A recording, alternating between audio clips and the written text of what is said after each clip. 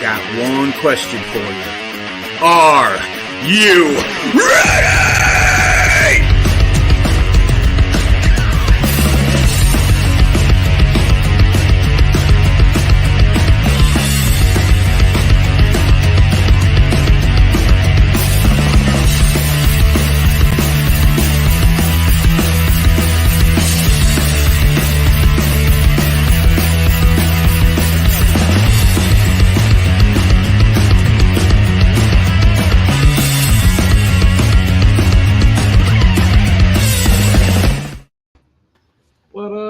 What?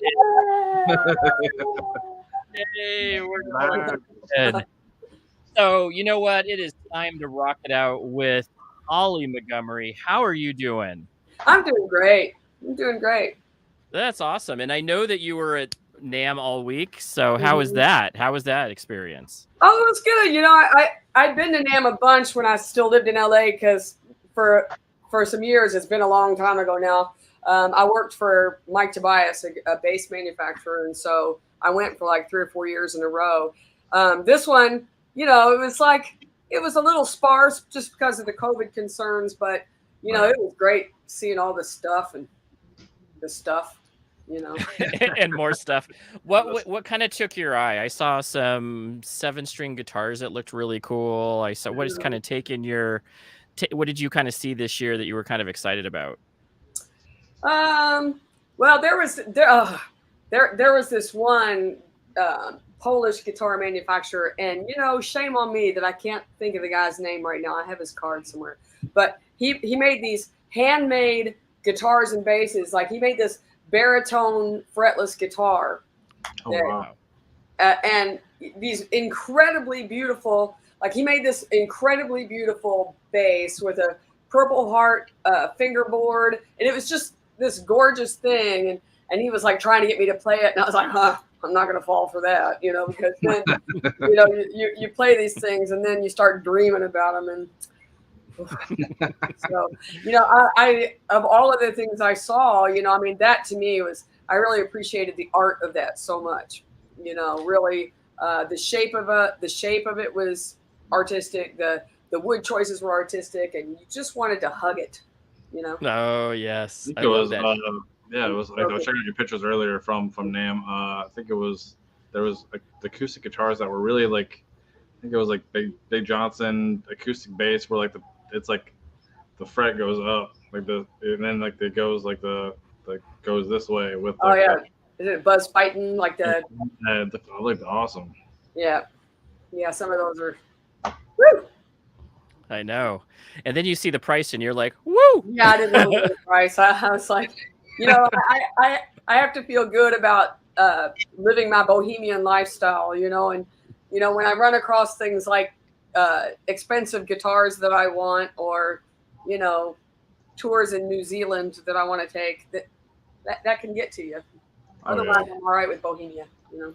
Yeah, I feel you. And that's the big thing right now is, and we'll talk about that in a second, but you're kind of doing a New Zealand thing, right? I am.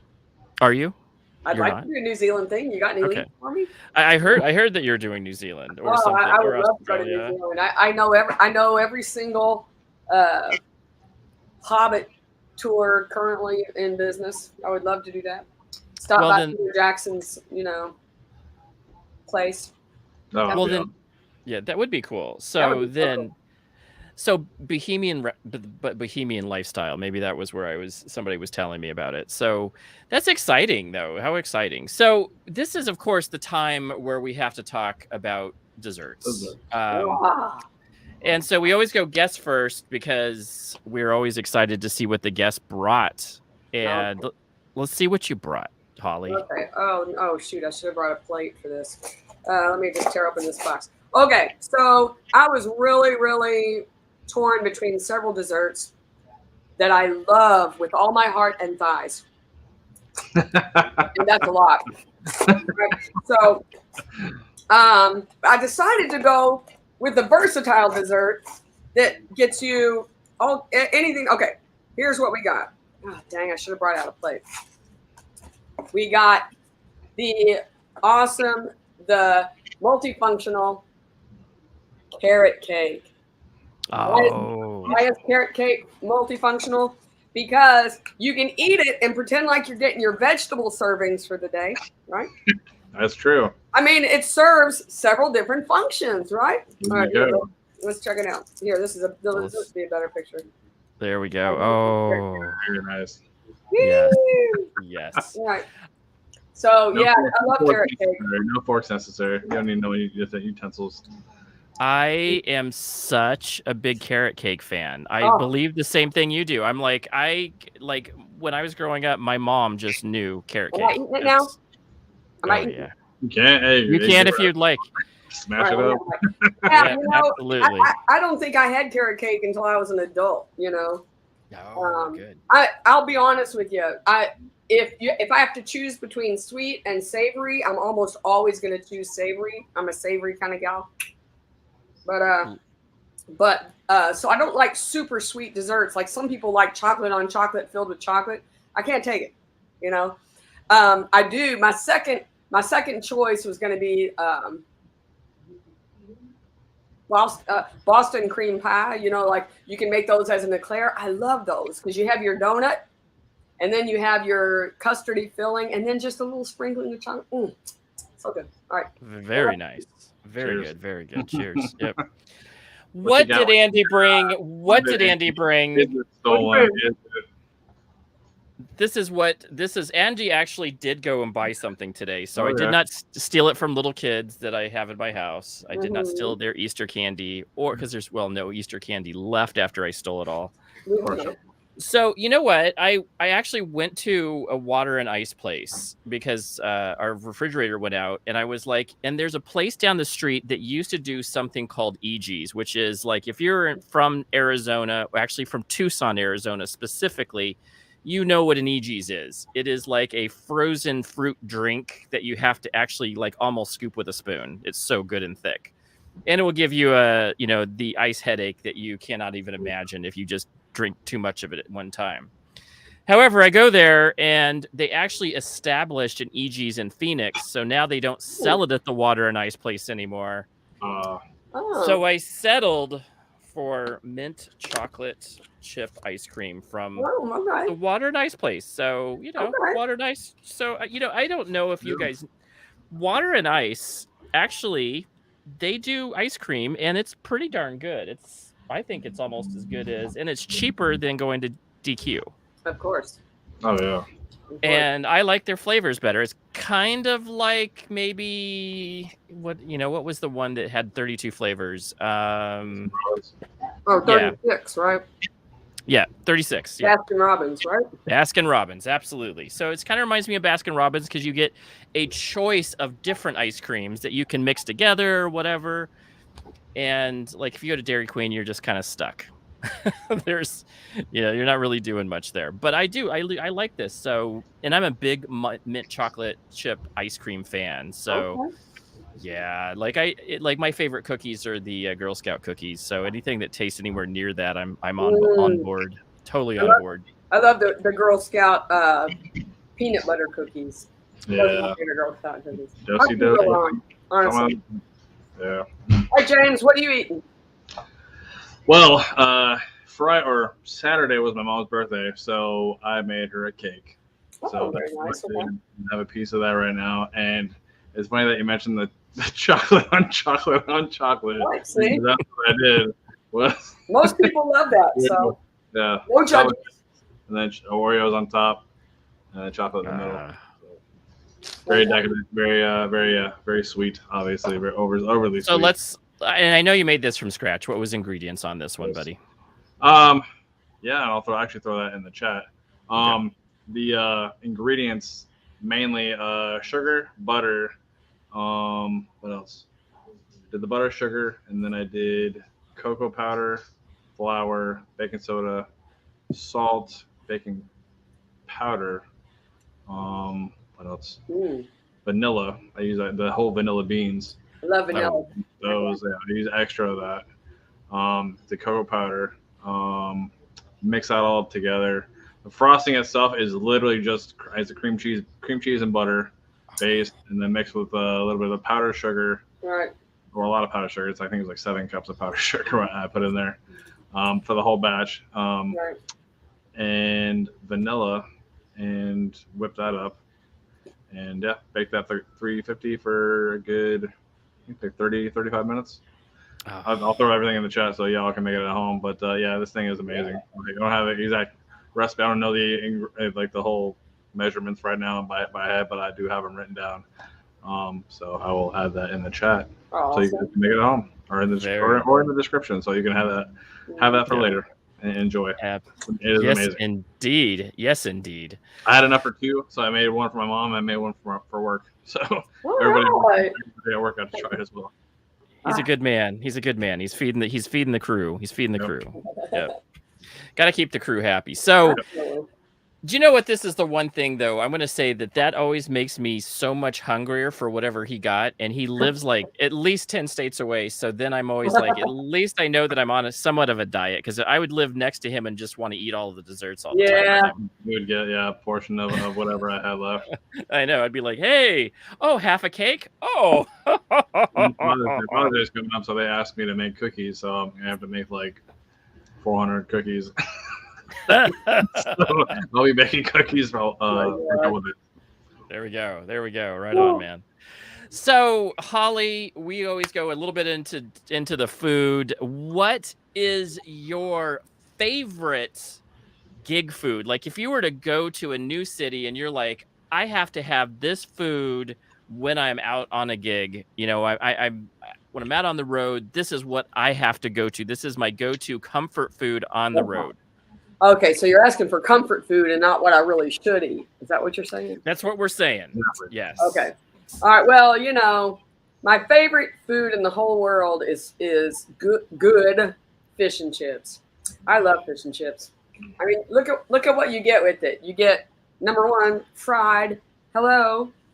And it's just nice. You get the batter on the fish, and you get, the potatoes. It's just nuts because, on restaurant menus, when they show the calories, it's like on a medium size order of fish and chips, it's like 1,800 calories. I'm like, well, that explains a lot. So yes, I love fish and chips, but I don't allow myself to eat it almost ever. In fact, I have a little deal with myself right now that I will only eat it in England. Okay. Because I don't know. It just. When are you going to England next? I hope to make it there at the end of this summer. Nice. I'm not sure if I'm going to be able to do it or not because things keep popping up. I'm hoping the beginning of September I'll be there. Now, have you played out there before? I visit there a lot, but I have not had a gig in England. No. Nice. Where do you visit in England? I hope so. I love it there. What was that? Where do you visit in England? I have a couple of different friends there that I visit, and I also, I just have like a long list of things that I learned about in history class that I try to go and see. One trip I went, I was like, okay, this is the trip where I'm going to put my hand on Hadrian's Wall, and that doesn't mean anything to anybody unless you're a history nerd like me. So, that was not an easy trip to do. I had to, take a plane to a train to a bus and then walk like 4 miles. And then I put my hand on Hadrian's Wall. And that is cool. Nice. Oh, that was cool. I do a lot of things like that. I've seen a lot of different of the historical stuff in England just because you learn about it in history class. And I just want to see it for myself. Yep. So a little bit about me. I grew up there for about 8 years. So I lived actually in Anglia, which is south. Oh, that's Norwich. That's my favorite place. Ipswich. Yep, I used to live in Ipswich. So that's one train stop before Norwich. Yep, absolutely is. So I lived in Ipswich for about 4 years, and then we lived in 4 years outside of Oxford. Okay. So yeah, Oxford too. out in the Cotswolds. So yep. Wow. Very beautiful. Loved it. And yes, exactly what you're talking about. There's a lot of people that don't understand the history, but it is amazing history. Like I was in a hotel this weekend and my wife is like, hey, this is like a really old hotel. It's like 100 years old. I'm like, you're like, ha. I've been in places that like new was like 500 years old. Right. Exactly. So yeah, Exactly. this is like 100 years old. Like I remember my friend goes, yeah, this flat's only like 100 years. Like it's not even old. And I'm like, it's old to me. Like we don't have anything in Arizona that's probably older other than the Native American dwellings. Right. Exactly. There's nothing here that's older than 50 years old. Yeah. Exactly. Back I mean, in the- there's a pub in Norwich that has been in business since 1270. Yep. Wow. I mean, give me a break. That's awesome. So here's the thing. Here is my Norwich facts. Back in the 80s, it was the only town that had a McDonald's in the area.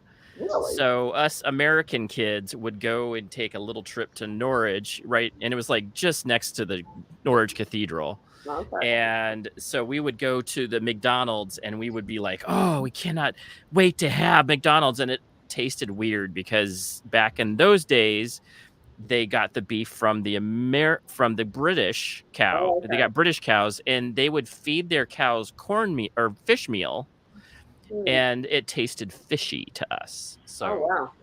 And you had to pay for ice. That was the other weird thing about British. I think you probably know that already.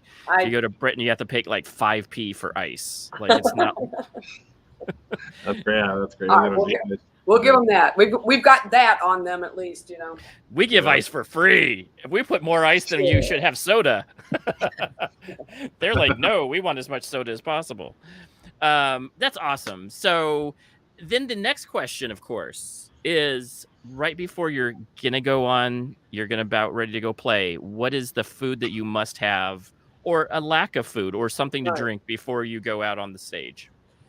You know, I've kind of gone in and out of that. I try not to eat within like an hour and a half of when I play, because I know that for singing, it sometimes things surprise me and have an effect on my voice. You know, like I won't know it at the time when I'm eating it. It's perfectly fine, and then I'm going for the first couple of songs, going, Why does this feel weird? Oh yeah, well you know, you didn't give yourself time.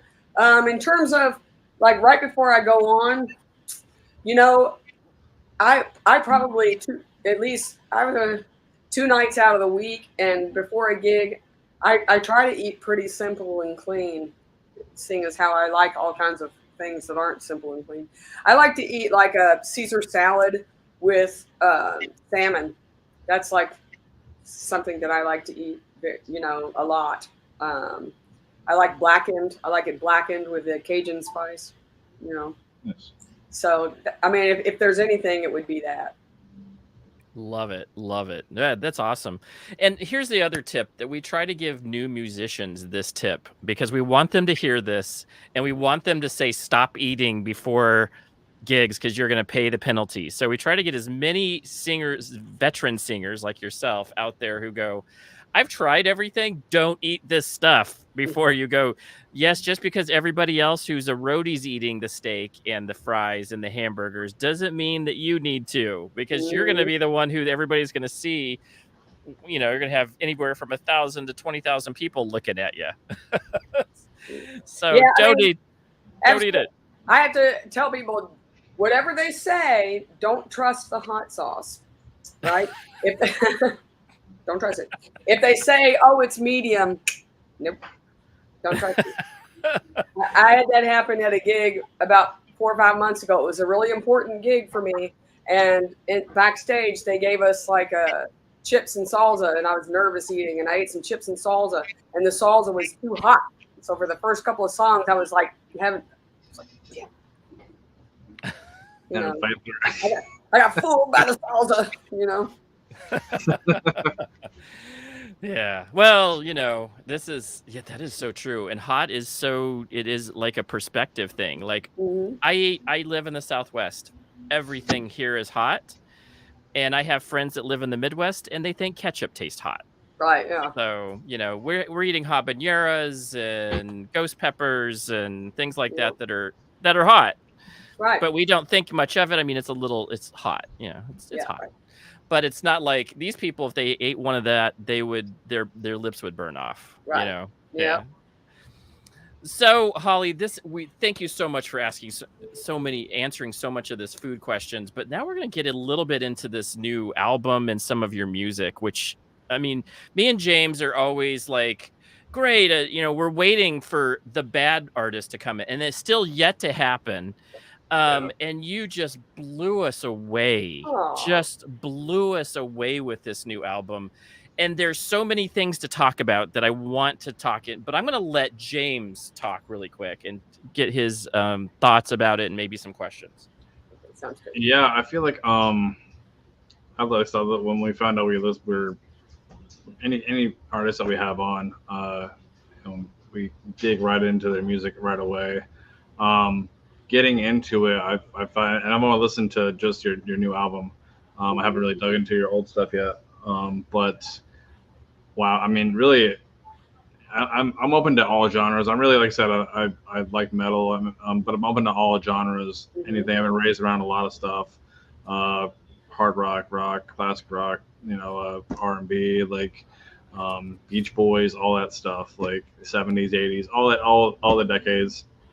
So I'm open to a lot of different music that I might not listen to a lot, and like I was blown away. Like I felt like a lot of your songs even related to a lot of stuff that I've even gone through. I've gone through some stuff recently, and even kind of pulling from that, I felt like I pulled a lot from your words to what I got. So I mean, really, I guess the question is, like, how do you like find your inspiration to writing like the songs that you write, like the lyrics and stuff like that for?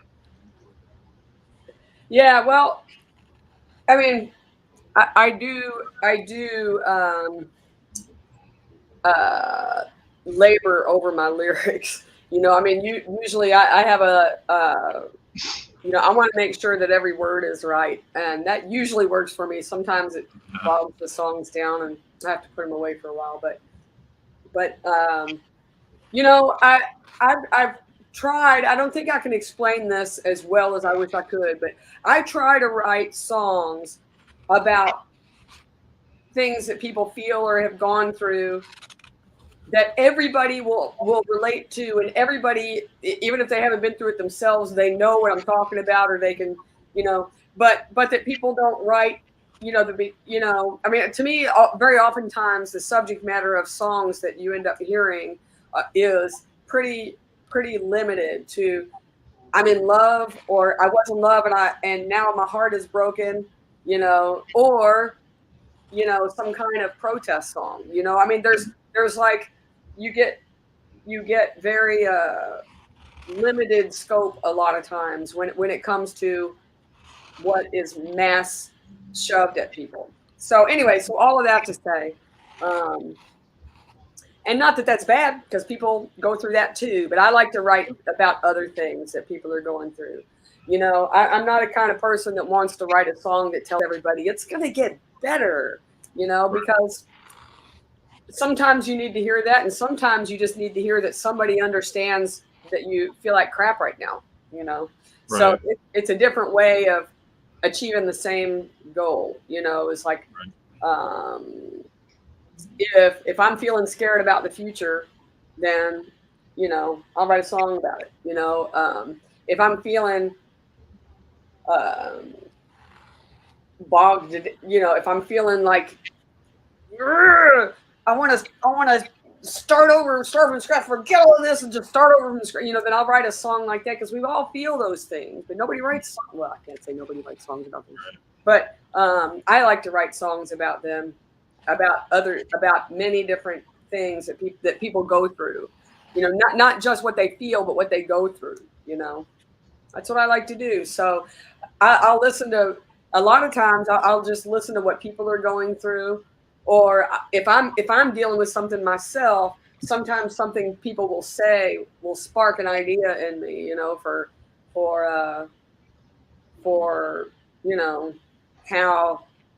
how that I'm to put into words, like how I'm feeling about things, I mean, I guess, did that answer the question? Oh yeah, I totally agree on that, because I know, even with whatever people go through, I know some people, like, they go, oh, I don't know what to say to make you feel any better, but I can offer, like, listening or whatever, what I'm saying, I can do to help you get through it, even though I don't know how you're feeling or don't know how that feels or whatever, or nothing I say is going to make it feel better. But if you need somebody to talk to, it's like that person is there, what I'm saying? So I feel like that musically, like your music relates to a lot of what people, is what I was trying to say, is it relates to a lot of people's situations that they've been through in life. Yeah. And that's what I try to do, like, all right, here's a really good example of one of the songs on the record, "Song of My Life." Okay, so I mean, we haven't talked about this yet, but I grew up really, like, when I was very, very young, listening to whatever was on pop radio, and then at a certain point, my older brother started listening to Zeppelin and Queen and all of that kind of stuff. And so I got into that, and that was it for me. I was a prog rock girl until yesterday. But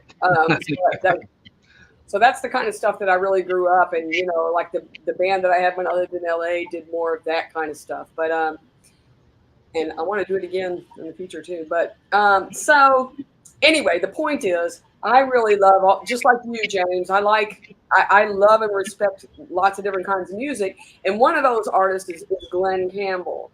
And Glenn Campbell was such a beast of a guitar player that, I mean, I know a lot of people only know him from Rhinestone Cowboy or some other stuff like that, which all respect to that too. But, not a lot of people remember that he was the #1 studio guitar player in the world of music forever. And he was the guy playing played on a million different records that you've been listening to all your life.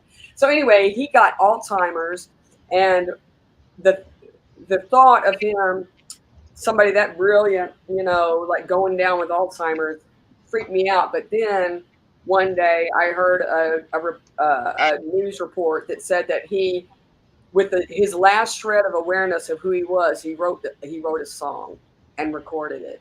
And it was a song that was telling his family, "Don't worry about me because I won't even know who you are." And it was like, when I read, even now, I mean, I've told this story a bunch, and it still gives me goosebumps. To me, it freaked me out so bad to think about getting older and losing my mind. I was like, oh my God, anything but that.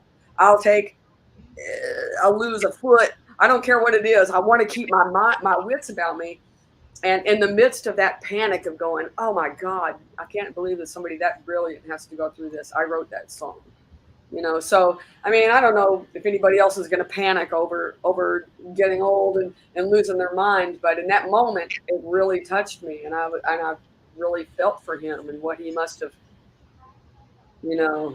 that idea that he would write that to his family as he was losing his, faculties. It still freaks me out. I mean, what a thing to do. What a thing to do. Right. So anyway, so there's something that I wrote about. I love that. Yeah, so when you hear the song, after me telling you the story, you'll go, oh. And should I keep going, or should I be quiet? Sorry. No, I absolutely love what you're saying. That's what. So this is the thing, that songwriters are beyond. I mean, you're also putting the music with it as well. Mm-hmm. And so to do all of the stuff that you're doing is amazing. And, it's well done. The album was well done, well engineered. Mm-hmm. I thought I heard really great balance between the guitar and your singing and, the accompaniment parts to it. Loved it. The one thing that, like what James is saying, is that the lyrics to me are what are your really strong suit. Your voice is absolutely amazing. And here's what I love about your singing is the fact that it is not, it's like, it's not old country. It's old country, for kind of folky, really great 70s. I got inspired by some, Janis Joplin type of vibes, as well as some of that old country vibe that, that I love. You're talking Cash, you're talking, Paycheck. I'm talking some of the old, some of the outlaws out there that are they just had a message, and their voice was still great, but their message was so much stronger, in my opinion. And they really, with their voice, they were able to really deliver those lyrics. And I think that you do an excellent. I think you're a great lyricist, but you also deliver it in a way that is so heartfelt that I was like, how could you not understand what she's talking about here? You just like I love almost, that. Thank you. yeah, you just feel it. You're just like, I like the For My Son song. I have a son, and I feel those same things. I really like some of I like, Waiting for Lancelot, the Looking Looking for Lancelot. Then Song of My, the song about your life. I love that song. But all of your songs had a message that was deep, coming from an empowered female again, which I love to hear that, of course. Awesome. I raised 2 daughters, so, Fantastic. hearing empowered women singing about their frustrations in life, some of the love lost, but really in a different way that, really talking about that hardship. But also really rejoicing in where you're at in your journey. So I absolutely got it, and I think that sometimes you get into music and you're like, I listen to it, I like it, but sometimes you get it, right? And I think that that's what separates your music from a lot of other people, is that you have a very meaningful message behind your music, and the lyrics really just speak to me. Wow. You're my as well favorite as the person right voice. now. I just thought you.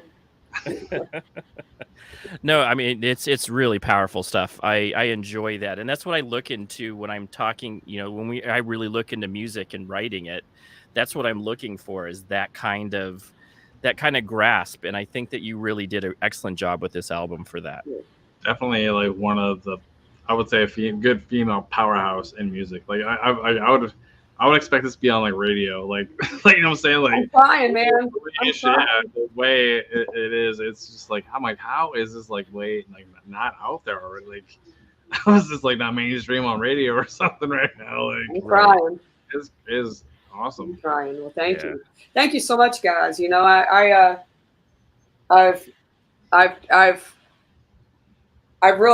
worked hard, and like, the older I've gotten, the pickier I've gotten about what songs I choose and what ideas I write about, and which ones actually, like, sometimes, like right now, for example, I've got like 4 songs that I've written, and I don't think I like them enough to, like, but I know that something will come along and go woo.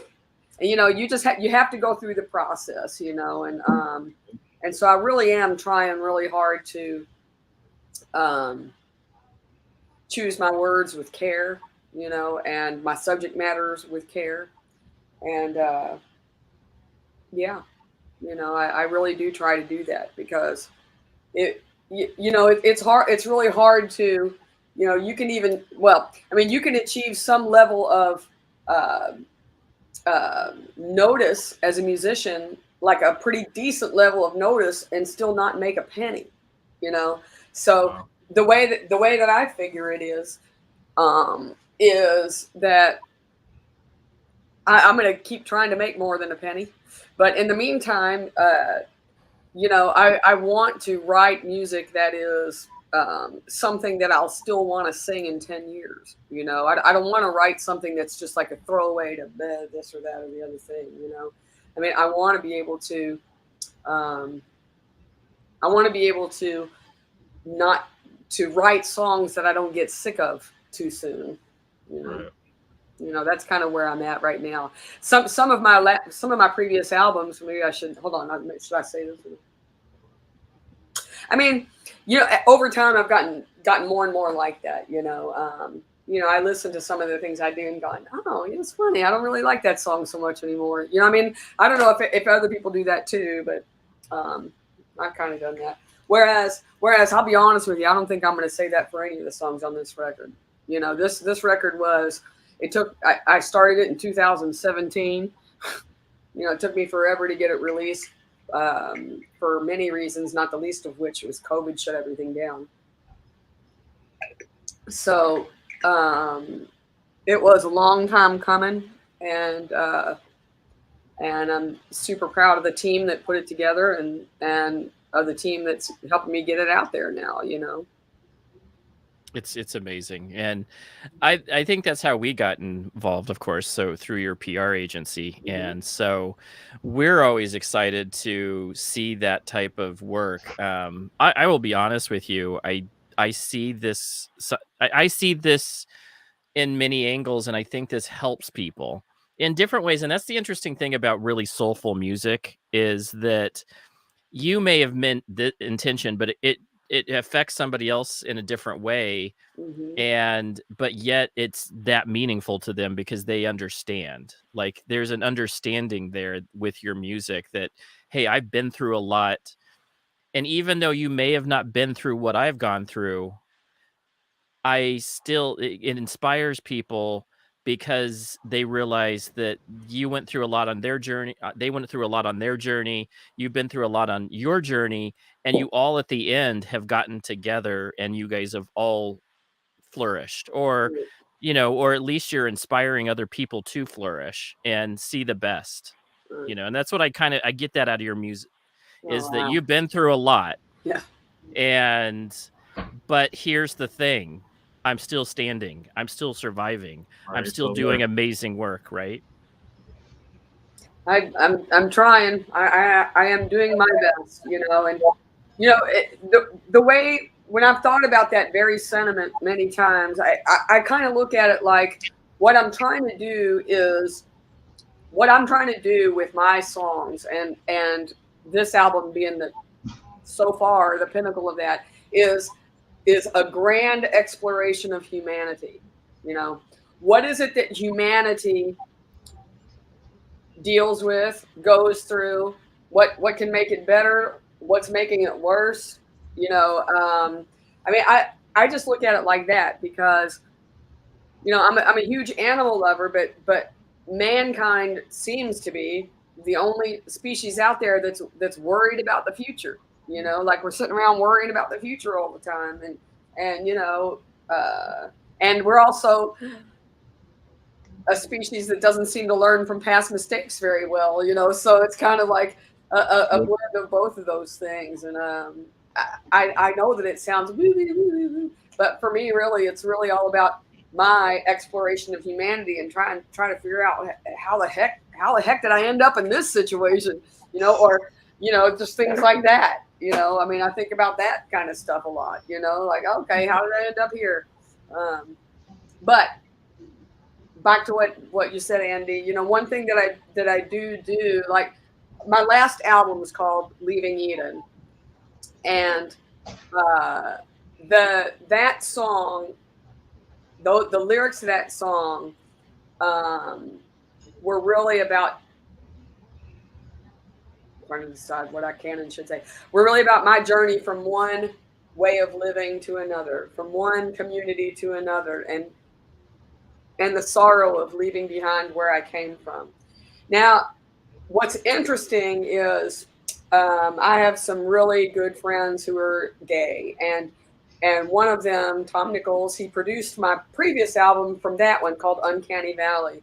And when he heard Leaving Eden, he thought for sure that song was about somebody coming out of the closet and the sorrow of having to leave behind the people who didn't understand. And that's what he thought it was about. And in fact, he is a singer-songwriter, and he does that song like in his shows. And I mean, pretty much, you know, like, that audience immediately connects to that message in the song, you know, even though that was not at all what I was thinking. But I love that. I love that people can take their experience to the song and find some sort of fellowship, you know, a meaning within, even though it's, like you said, something else. At least they find the meaning within the song themselves, right, and how they feel. Exactly. You know, well, I think you're dealing with feelings, and I think feelings can be a lot. There's a multi perspective to that. Like, hey, I can feel that way. And I think when you talk about feelings and you have lyrics about feelings, you can immediately go and gravitate towards it. And it can be about from any direction, you know, it can be from different lifestyles, whatever, but feelings are universal in a human, you know, it's just like what you're talking, human exploration. It's something that's common to all humans, that we have these feelings and can really understand getting behind it. Right. Not true. So James, what do you think? What do you got? What do you think, James? What I think. I was reading. What was I reading? That you did some kind of work or something with Ice Cube. I did. Yeah, it was. And that caught my eye because, like I said, I listened to a lot of. In my high school days, I listened to a lot of like rap and stuff like that. Yeah, you know that was such a surreal experience. I was doing. Hold on, let me go back to this. Okay, so I was in this band called Big Planet, and the drummer in that band, Suzanne Morissette, I'm now in a West Coast band with now. This is interesting. We've been playing together for a long time. But so Big Planet was recording an album with Jim Cregan producing, who's the guitar player for Rod Stewart for many, many years. And this guy engineering, we called him Stoker, and he was actually a really great drummer. He was in a band called Dexy's Midnight Runners. But anyway, so do you know that band? Okay, so I certainly do. Yeah, he was the drummer in that band. So we were recording a session with Big Planet, and he was like, "Look, at nights I'm doing this other session across town, and they brought in all these different bass players, and nobody's getting it right. Do you want to try this session?" And I said, "Sure. Who's it? What kind of music?" And he was like, "It's just like R&B bass lines." I was like, "No problem. I would love that." And he said, "All right, cool." I said, "Who is it for?" And I'm such a dumb. I didn't know he wasn't the huge star he is now. And so he said, it's this rapper guy named Ice Cube. And I was like, whatever, I'll show up, you know. And so I went to this session, you know, and I walked in my little sundress and my bass, like. And I sat there for about 2 hours, and nobody talked to me or acknowledged that I was there. I was like, and so I ended up, and then finally they were like ready for me to go. And basically what they did was that the producer sat next to me, and they would play a track, and the producer would sit next to me and say, "Do this," and he would go boom, and he would sing things in my ear and say, "Do that." And so I would play like a minute or two and try just like playing along and imitating what he did. And they were like, "Great." And so I ended up being there for hours, just like playing lick after lick after lick, because they were going to sample. You know, this is like in the early days of, you know, they sampled it basically and moved it around. And that was for the Death Certificate album. And Mr. Cube was very nice. He gave me double what they said they were going to give me. And I thought that was very nice, but he didn't put my name on the record. I was bummed about that. But I did do it. So I've done a couple of things like that where it was like, I got asked to show up. And it's like, dang, man, keep the money. I just want my name on the record, you know. What's the craziest gig you've ever done? You know what song? Like, is there bass lines like throughout the whole CD or just like in certain songs? You know, at this time, you know, even when the record came out and I listened to it, I really have no way of telling you if all of them were mine or 5 seconds of it was mine. I have no way of knowing because, I mean, honestly, it was just like 1 minute for like 2 hours. Wow. 1 minute segment of singing things, and I would play it 1 minute, like off the top of my head, over and over and over, and that was the way that session went. But at least, I guess, yeah, just out of a short period of time on the record, at least you have that experience. Yeah. And like nobody else can say, you know, you got to hang out with Ice Cube and do bass lines first. And he was perfectly lovely. Some of the other people in the room were a little scary, but but he was great. Yeah. So what's the craziest gig you've ever done doing like session work? I mean, it probably has to be that one because would it be that one? I mean, there's some that come close, but I think, yeah, I can't really say why that one. I'm gonna top it out. I'm gonna top it out right there. That's pretty crazy. It's a good one. It's a pretty good one. Where's my legal counsel? Can I say that? No. It might be that one. You know, if I think of something else, I'll blurt it out. That's all good. That's always awesome, though. I think that it's you've been done. How long have you done this? Look at him trying to scope out how old I am. No, I'm not. You're 29, so you're 29. Unfortunately, I think it was 29 years ago I did that Ice Cube session. So you know, it's like how long? You know what? I've actually been doing this all my life because both of my parents are musicians, and when I was a really, really little kid, sometimes my mother would drag me to her gig. You know. And it's so funny that like you bring up these country influences because I'll be honest, I've never listened to country music in my life. You know, the only country that I really know about is like what my mother listened to, and that's not at all the way country music is now. I never listened to Janis Joplin either. She was never somebody that inspired me at all. And I know that people think that a lot, and that's great. Don't get me wrong. It's like she is an incredible, monumental thing. It's just that it wasn't something that hit my radar when I was young and growing up. You know, I listened to very different kind of music than either of those. You know, and in fact, the first country band I ever played in was in Los Angeles. Many years later, after growing there, I didn't know any of the standard, country repertoire. I mean, I probably still don't. But that said. So it's funny that sometimes people will say that in my singing, and I don't know, maybe it's my accent, maybe it's just having grown up listening to the folk songs that my mother would sing and play folk songs for us, so the folk part of it I get, and maybe when you sing folk with an accent like mine, it just comes off that way, and it's fine.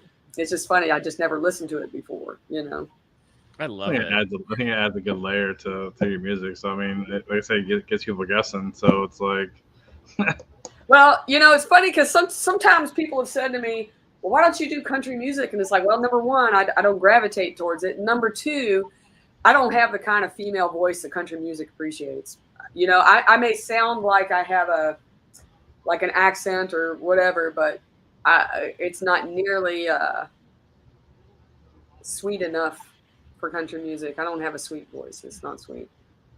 It's savory. I was so gonna say that. It's so funny. You beat it. Yes, you beat me to it. That's exactly where I was going. Because I was like, sweet. Oh, we're gonna say the savory thing, and then she beat me. So yes, but that's what so distinguishes you, which is why I like Janis Joplin for the same reasons. That soulful, raspy, beautiful voice that just really resonates, right? Right. Oh, yeah. And so those are the things that you get drawn to. You're like, this is original music. This is not just bubblegum pop. It's just not that. It's great lyrics, great voice. I was trying to think of your influence. So you have a lot of the Led Zeppelin rock, some of that 70s rock, which is, there's quite a bit of really good stuff out there from that time era. And that I grew up with too, Blue Oyster Cult. You're talking Jimmy, some of the Jimmy Page's stuff. Aerosmith, right? Yeah, great stuff, man. Absolutely the best. That was, now everything's classic rock before 2000, I think, or something, I guess. Mm-hmm. But when that's the music that I was listening to and it was influenced by, and I was trying to think of, now that makes sense with some of the stuff, but what else did you listen to? So you had your mom's rock folky kind of, what was your dad into? Well, he was a classical piano player. I'll be honest, I never really lived with him. So it wasn't like an influence in my day-to-day life, but and he died when I was very young. So, but knowing that he was classically trained and went to great schools and, and I did that too. I went to, in high school and college, I played trombone. I went to college with a trombone scholarship. So, I played in a lot of concert bands and orchestras and jazz. I played jazz on trombone. That's so it's beautiful. funny sometimes when I'm playing bass on a jazz gig, it's like, okay, I know this song, but now I have to play a bass line, you know, just because that fragment of my jazz and classical music was not on the instrument that I make my living on, you know, so it's that's a different thing. All I have to do is say Band Geeks Unite right there. That's Absolutely. Right. Band Geeks Unite.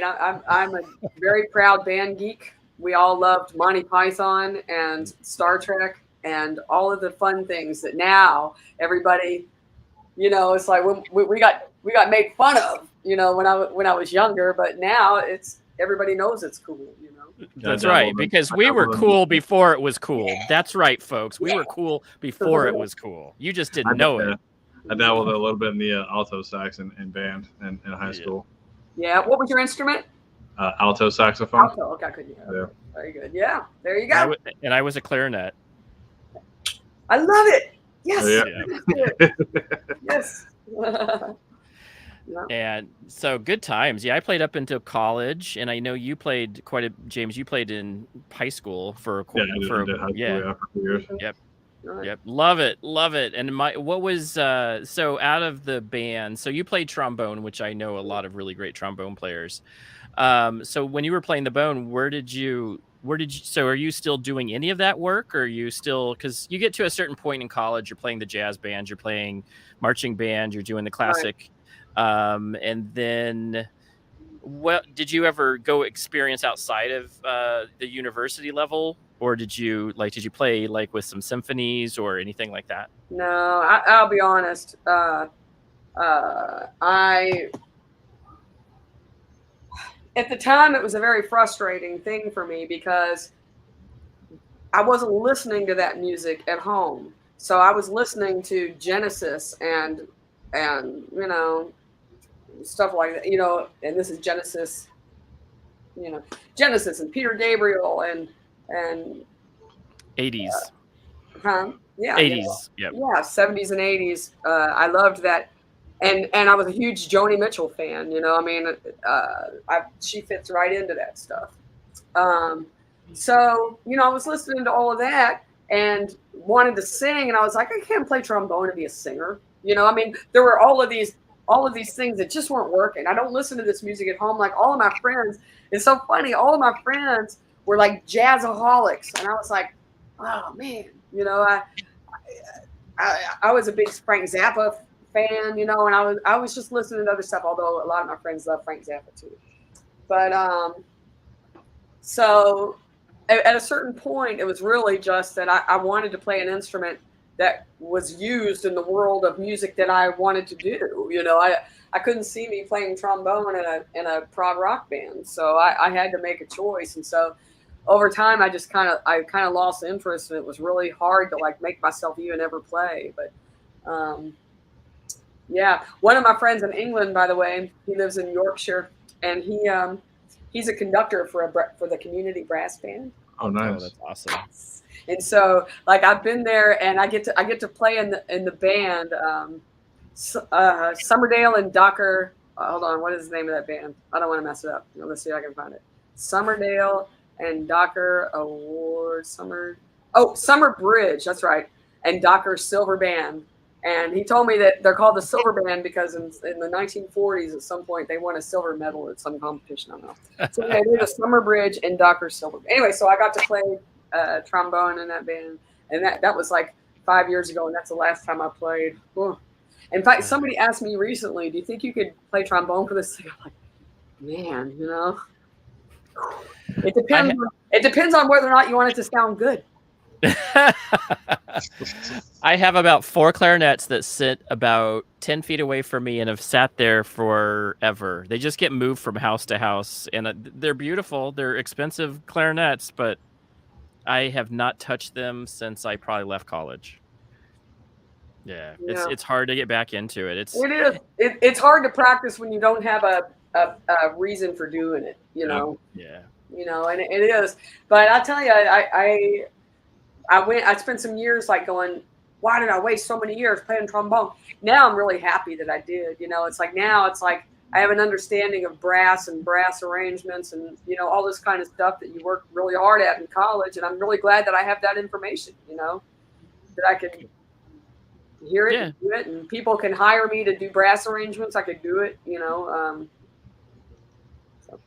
That's cool. Yeah. Okay, so we're gonna get really quick. So we're gonna let you play a couple songs really quick. Oh, okay. And so we would love to hear that really quick, and then we'll let you go. And we really appreciate your time, but we wanted everybody to hear a couple songs. All right, let me tune up again. I tuned before, but.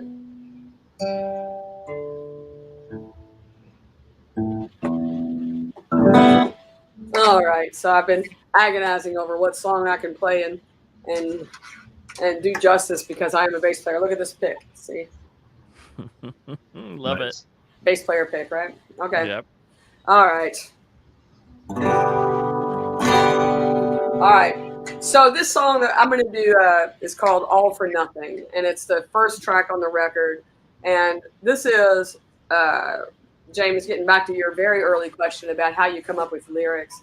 I have a friend who is an improvisational piano player, and I've watched him over the years improvise the most beautiful etudes you can't even imagine. And I was going through a really tough time, and I was like, you know what? I want to write a song like he does.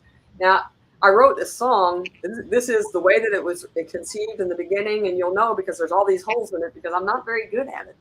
But in the end, it ended up being a pretty darn good song. So, and it made me feel a lot better. So here we go.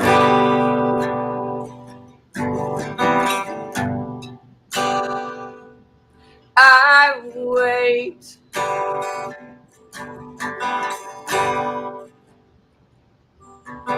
I'm waiting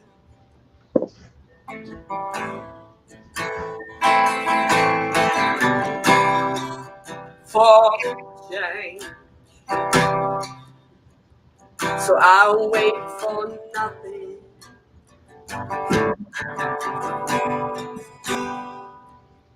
I want you to know I'm sorry to go. I'm sorry for nothing.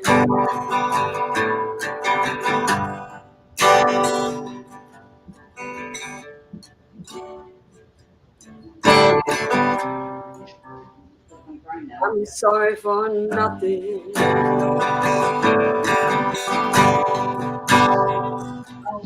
I cry for the years. Oh, I cry. I mean,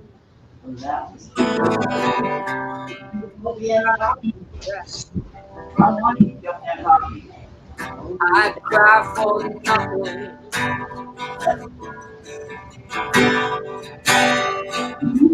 I cry for nothing, and nothing cries for me.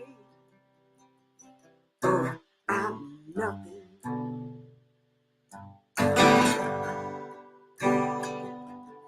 I believe in love.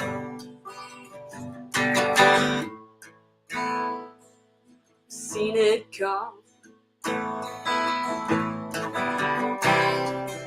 for some, but for me, I believe in nothing. So I dream the brightest dreams. Oh, in my hair, they're nagging me, but they can't break free. So I see nothing.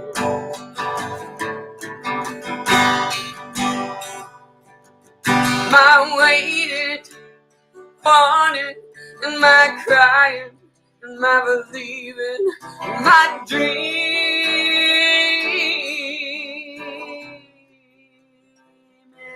is all for nothing.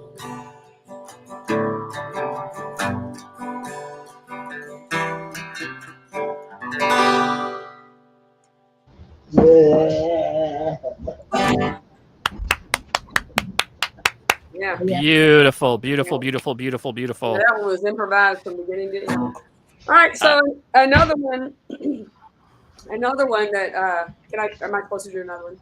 Yes, please. Okay. All right.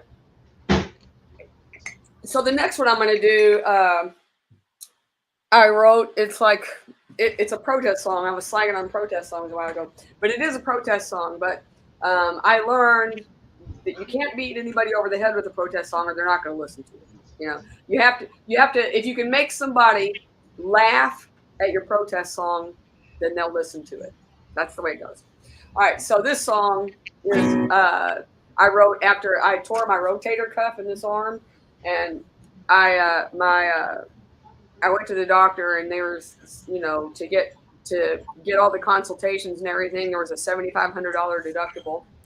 And then I learned that I learned this. I don't know if you guys know this, but different procedures for the same injury can have separate deductibles. So the surgery had an additional $7,500 deductible, and I was like, okay, well, I guess I'm going to have a wonky arm for the rest of my life, and I do. So anyway, I was sitting around thinking about what the solution to that was, and I wrote a song about it.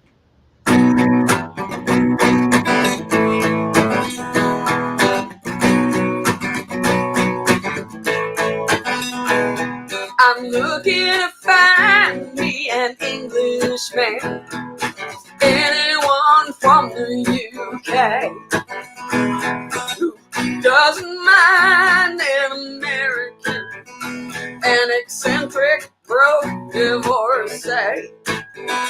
As long as he's kind and a citizen, I'll be a perfect wife. I'll even love him if I can, so I could have a GP for life. I find me an Englishman so that I can get my dental work done. Maybe find out what's wrong with my arm and get married on the steps of the NHS, and then find out what causes the pain in my chest if I find me an Englishman. So find me an Englishman.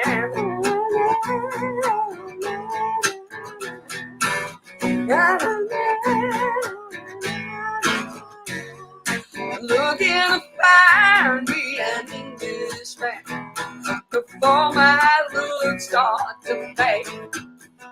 Before my cholesterol takes its toll. Before I stroke out or become an old man. As long as he's kind and a citizen, I'll pay for my plane fare. For the price of 1 month's premiums, I could have a new life over there. I find me an Englishman, so no more deductibles or co-pays. I could finally take a holiday, and we'll honeymoon in the south of Spain. Once I get the right pill for my joint pain, if I find me an Englishman, so find me an Englishman, or English woman.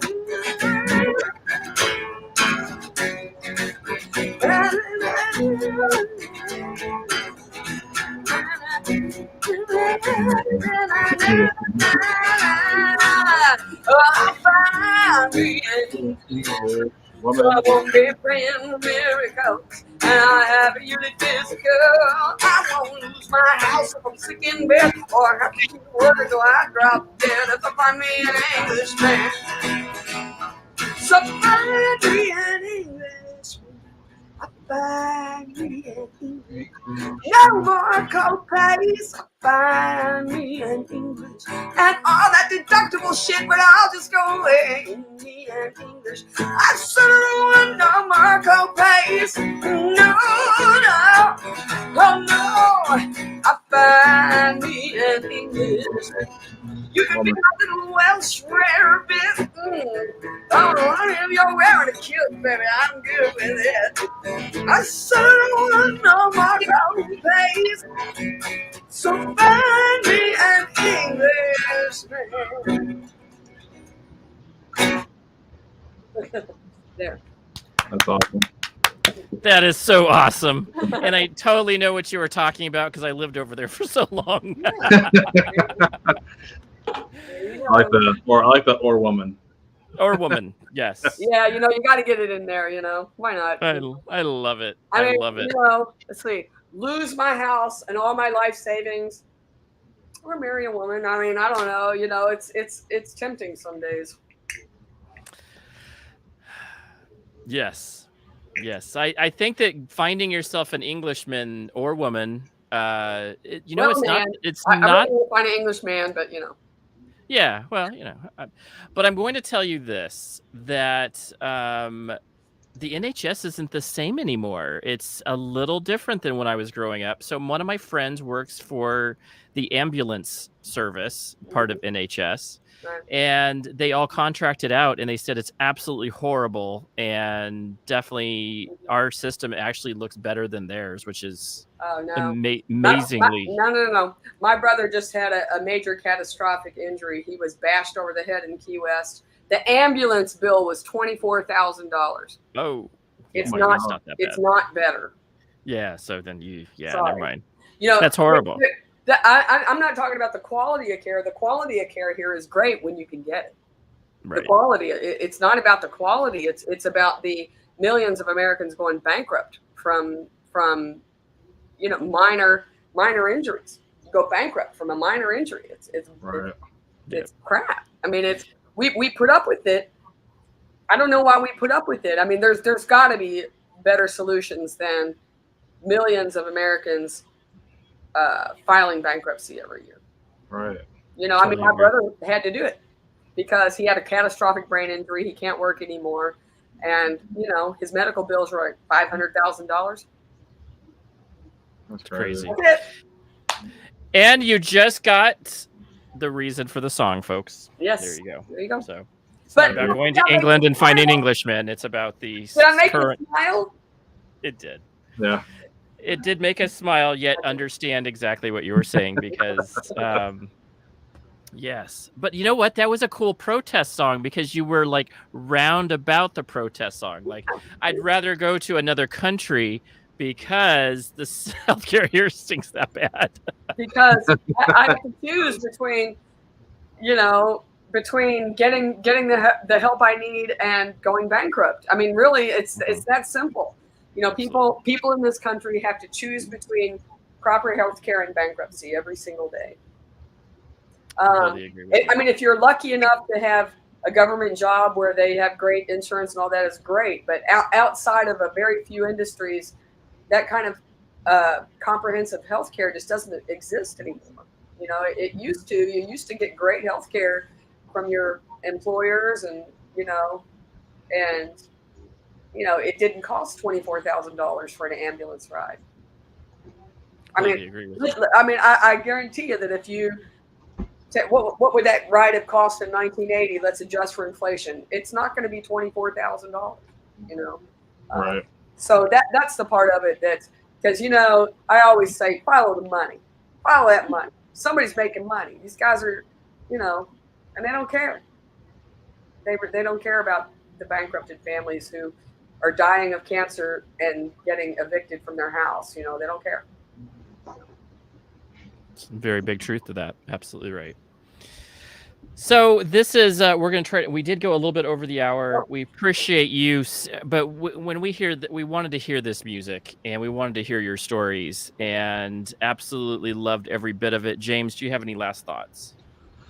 No, it's been truly amazing. Like I said, when we get live performances as well as an awesome interview with somebody such as yourself, it's truly just really humbling on our end as well, because anytime we get a live performance we almost feel like we're not worthy for it because we don't have we have 100 people following, 100 subscribers, but it's like it took us like a year to get there.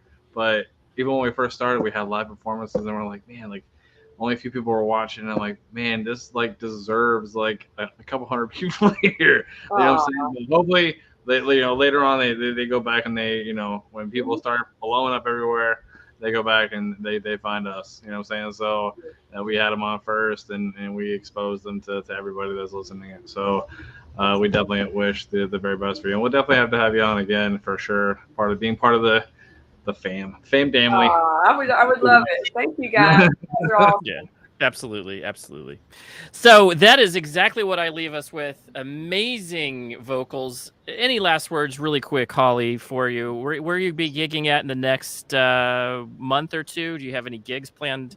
Oh yeah, I'm a gigaholic, so I'm a working musician, so I'm doing a lot of different things. You can find my calendar at hollymontgomerymusic.com. I play a lot kind of in the tri-state, and sometimes add Delaware, Maryland, DC, and Virginia.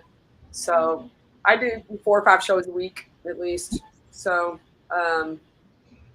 that's about average. Sometimes more, sometimes a little less. So I'm playing out and around, but I would just love. I'm really pushing and looking to where I'm in the process of working out some stuff for shows further out to promote the album. And yeah, I'm hoping that comes through. But I just love people to listen to it. It's available everywhere. Sorry for Nothing by Holly Montgomery, and listen.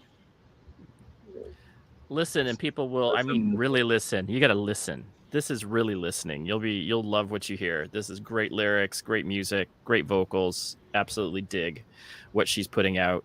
And James, what do we have to? What's the last words, my friend? For anybody listening right now, please stay tasty, and we'll see you next week.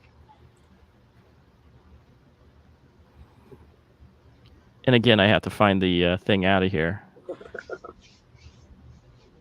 You got anything? I'm looking for the thing. Where did the little? I got your devil horns. Where is my soul. Where are we? Where is the light? There it is. Okay, you had to go find the white thing on a white background. White thing in background.